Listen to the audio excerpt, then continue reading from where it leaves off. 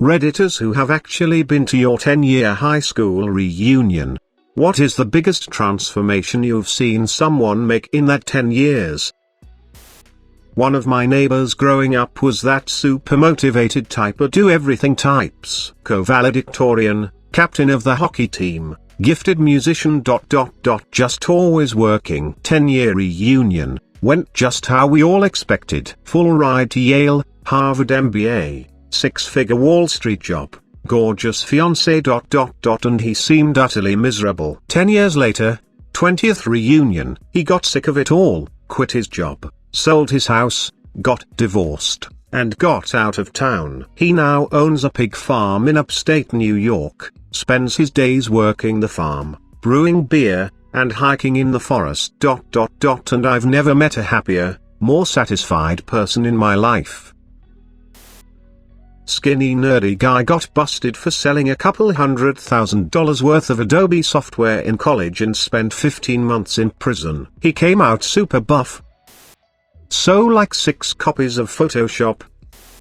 My 10-year was after email was invented, but before social media. So I got an email out of the blue one day from a girl I'd gone to high school with. She was organizing the 10-year reunion and wanted to know if I could come. I told her I wouldn't be able to make it, so she wrote again asking for my address, because she wanted to put together a directory and hand it out at the reunion. As a joke, I emailed her back with the address of a cell block in a North Carolina prison. I intended to email her back the next day with an explanation and my actual address. I completely forgot to do this. I had pretty much completely forgotten about this until years later on a weekend trip to my hometown. I noticed a few furtive glances, and someone finally said they were glad to see I'd gotten out of prison and that I didn't seem to have been harmed by the experience.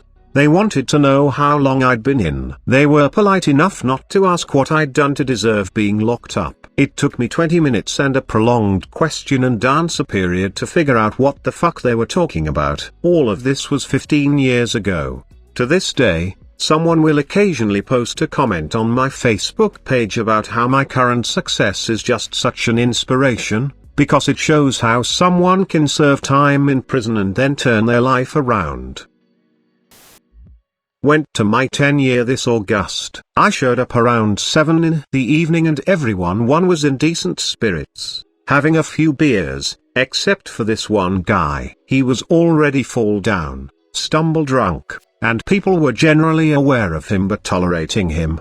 By 8 he was knocking over tables, and by 9 had completely destroyed the bathroom with vomit. I asked a few friends, hey, what's up with drunk as fuck over there? Had one too many, huh? Turns out this time last year he'd slept with another mutual high school friend's girlfriend at the time. I went to middle school with the guy, and he'd killed himself 2 days later. I didn't make the connection, but our 10-year was the 1-year anniversary of our classmate's suicide and the guy who may have played a role in that wasn't taking it very well.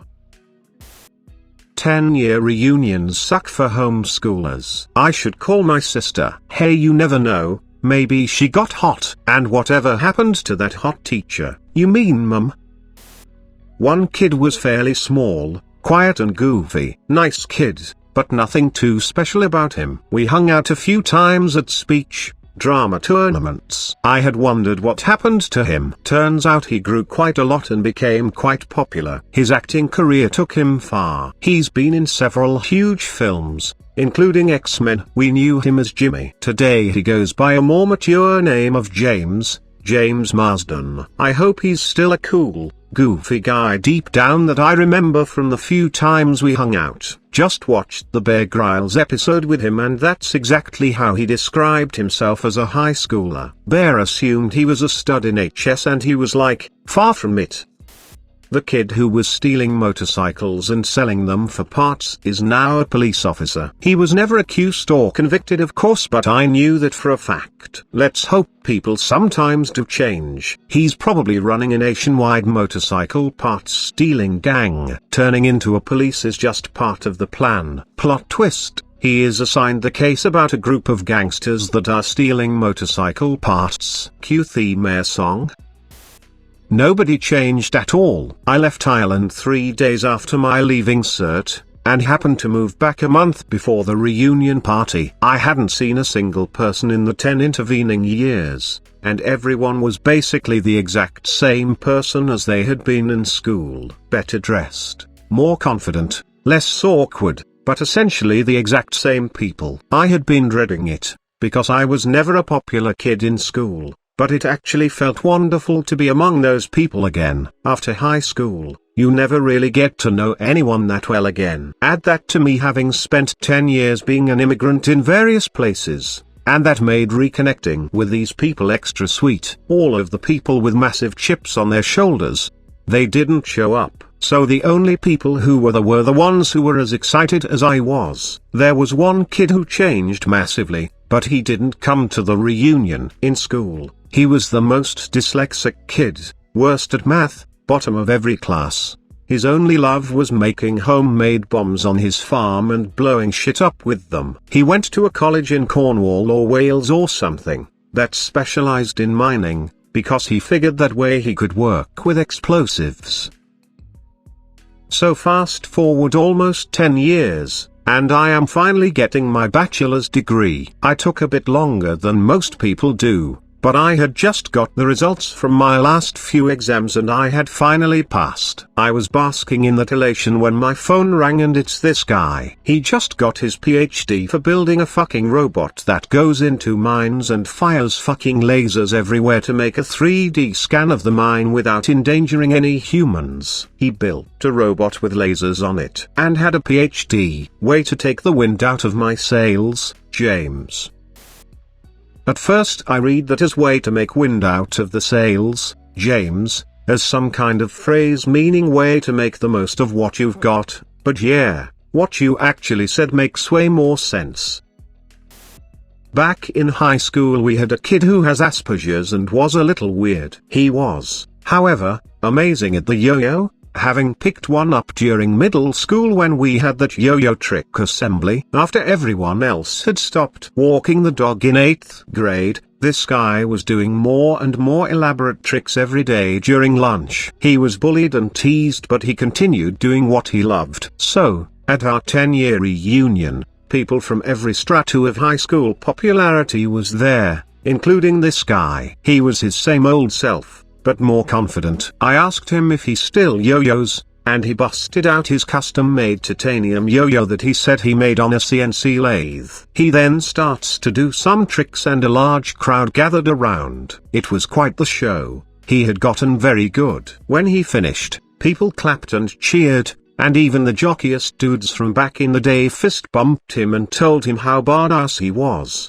So I guess the biggest transformation was everyone else. Nobody teased him for being who he was anymore. They now admired him for being so passionate about something.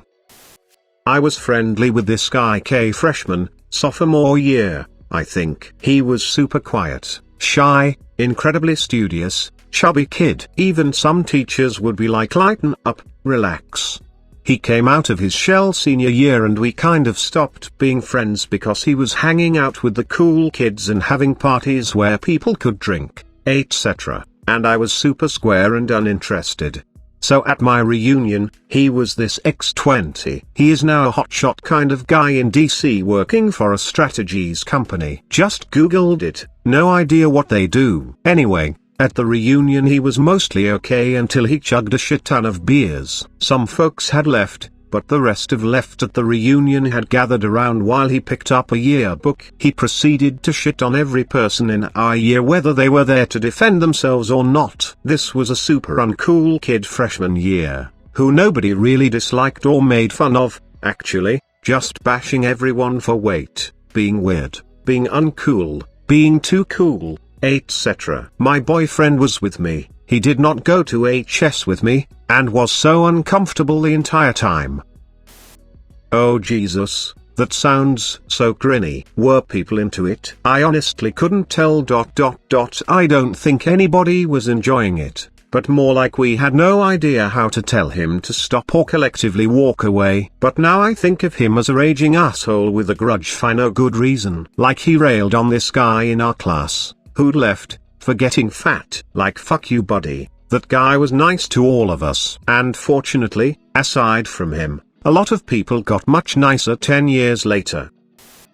At the 10-year it's all about who was successful. At the 20 it's about kids. That's the one I just went to. We did it over 2 days, with the first being a small dinner party at a bar. We rented out a room. The second day was a family day at a local amusement park where we pooled for tickets, rented a pavilion, and had lunch catered. At 30, I don't know. At 40 it'll be about grandkids. At 50 we'll start asking who is left.